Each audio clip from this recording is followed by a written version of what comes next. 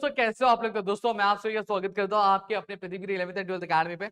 Already मेरे previous lecture में मैंने आपको जो है पोएम भी समझा दी है, साथ ही साथ मैंने आपको जो है ये भी चीज आपको समझा दी कि बेसिकली जो एक्सरसाइज क्वेश्चन है वो किस तरीके उसके सोल्यूशंस है, ये भी चीजें मैंने आपको बखूबी बताई हुई है।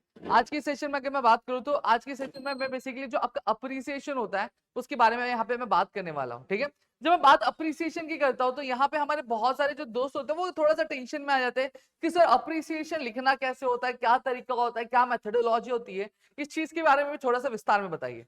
तो चलिए मैं एक करके चीज आपको थोड़ा सा समझा देना चाहता हूँ। मैं आपको ये चीज कह दूं कि देखो जब हम अप्रिसिएशन की बात करते हैं ना तो ये अप्रिसिएशन आपके एज इट इज आपके जैसे 10th में 9th में आप अप्रिसिएशन लिखते थे उस तरीके से नहीं होने वाला है। क्वेश्चन का पैटर्न थोड़ा चेंज होने वाला है।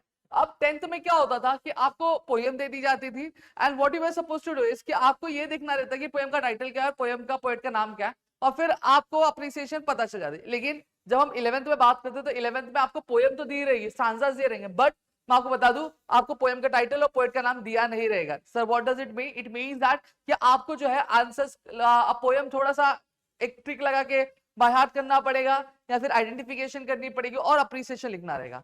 दूसरी चीज जो बहुत ही महत्वपूर्ण मैं मानता हूं वो यह है कि बहुत सारे लोग कंफ्यूज करेंगे आपको कि whether we should write appreciation in points और else we should write in paragraph format. ये चीज को लेकर एक बहुत ही मारामारी चलती रहती है और एक 12th के एंड तक ये चीजें चलती रहती है जब तक बोर्ड एग्जामिनेशन नहीं हो जाएगा। देखो मैं एक बहुत क्लियर और स्पष्ट रूप से आपको चीजें कह देना चाहता हूँ। मैं आपको बता दूं कि जब हम अप्रिसिएशन की बात करता हूँ it is totally depending upon you and your school teacher. ठीक है, अगर आपकी टीचर कहती है कि भैया अप्रिसिएशन पॉइंट वाइज में लिखो, कुछ मत मानो पॉइंट वाइज लिखो। ठीक है, अगर आपकी टीचर कहती है पैराग्राफ में लिखना है, कुछ ना मानो पैराग्राफ में लिखो। अब मैं ऐसा क्यों कह रहा हूँ, रीजन क्या पता है क्या? क्योंकि पेपर टीचर्स चेक करने वाली है, मार्क्स वह देने वाली है, और हमने जब बोर्ड के जो इवेल्युएटर्स होते हैं, जो चेकर्स होते हैं, जब हमने उनसे भी ये सवाल किया तो उन्होंने भी चीज कही कि you can write on both terms. ठीक है, आप पॉइंट वाइज भी लिख सकते हैं, आप पैराग्राफ वाइज भी लिख सकते हैं, कोई भी दिक्कत होने वाली नहीं है। ठीक है, तो चलिए चीजों की शुरुआत करते हैं, समझते हैं। सबसे पहले अप्रिसिएशन ऑफ ट्री की बात करता हूँ। क्या बोला है देखो, सबसे पहली चीज पोएम का टाइटल पता रहना चाहिए आपको। The poem cherry tree famous poet Ruskin bond. आपको ये हमेशा रखना है कि जो पोएम लिखी गई इसके द्वारा गई रस्किन बॉन्ड द्वारा। अब अप्रिसिएशन का एनहांस करने का तरीका क्या होता है? पहला आप ये लिख दोगे the poem titled as cherry tree is written by the famous poet Ruskin Bond. अगर आपको रस्किन बॉन्ड के बारे में एक दो लाइन पता है तो वो एक दो लाइन ऐड कर दो। साथ ही साथ अगर पोएम के बारे में आपको दो तीन लाइन पता है वो ऐड कर दो। देखो यहाँ पे कैसा है, it is a nature poem because it talks about the plant, trees, birds, sky, insects and beauty of the nature. हमने ये देखा कि ये जो पोएम है ये पोएम किसके बारे में? नेचर के बारे में, ट्रीज के बारे में, बर्ड्स के बारे में, स्काई के बारे में, इंसेक्ट्स और जो ब्यूटी है नेचर की उसके बारे में बात कर रहे हैं।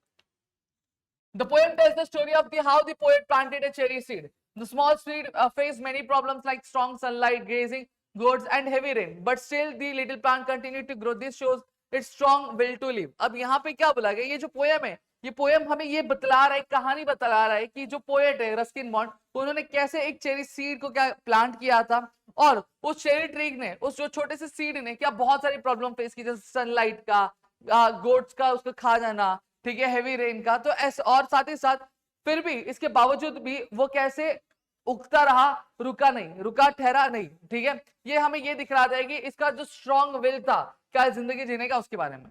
फिर उसके after some year the plants became a 6 feet tall tree. फिर हमने देखा कि कुछ साल बाद ये जो ट्री था ये क्या बन गया? एक 6 फीट का ट्री बन गया था। इसके पास पिंक फ्लावर्स थे, साथ ही साथ राइप चेरी भी थी।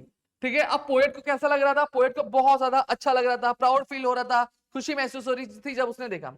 अब उसने देखा, he thought it was a beautiful gift of the nature. The poet also described the blue sky, birds, insects, the moon and the stars near the cherry tree. Everything in nature seemed to join together and celebrate the tree. अब यहाँ पे क्या बोला गया? यहाँ पे हमें ये बोला गया है कि ये जब चेरी ट्री उगा तो जो पोएट थे वो पोएट को उनको कैसा लगा कि नेचर की तरफ से ये मेरे लिए क्या एक तोहफा, एक मेरे लिए क्या गिफ्ट है। ठीक है, साथ ही साथ पोएट ने किसके बारे में डिस्क्राइब किया था? Blue sky, bird, insect, moon के बारे में, स्टार्स के बारे में, जो चेरी ट्री के इर्द गिर्द घूम रहे थे। क्लियर हो गया? जहां पे सब मिलके आ रहा था और जो चेरी ट्री उग गया है उसको क्या सेलिब्रेट कर रहे थे। अब जो लैंग्वेज पोएम है बहुत ज्यादा सिंपल है और इजी लैंग्वेज है, लेकिन फिर भी पोएट ने कुछ क्या यूज किया? फिगर ऑफ स्पीच यूज किया। आप इसको ऐसे भी लिख सकते हैं, the poet has used many figure of speech in the poem to beautify the poem, such as personification. ठीक है, अब पर्सोनिफिकेशन था, आपका एक अलिट्रेशन वाला पार्ट भी था, ठीक है, आपका एंटीथेसिस वाला पार्ट भी था।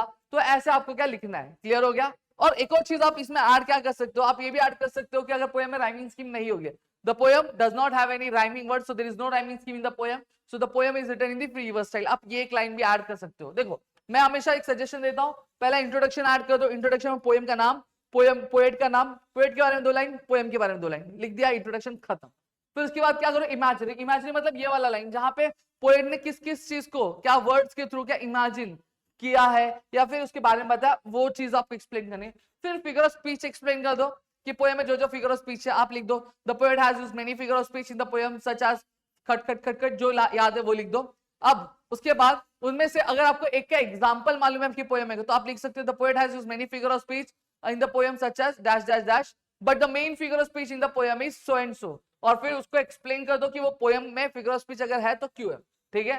फिर उसके बाद मैसेज क्या दिया पोएट ने वो लिख दो.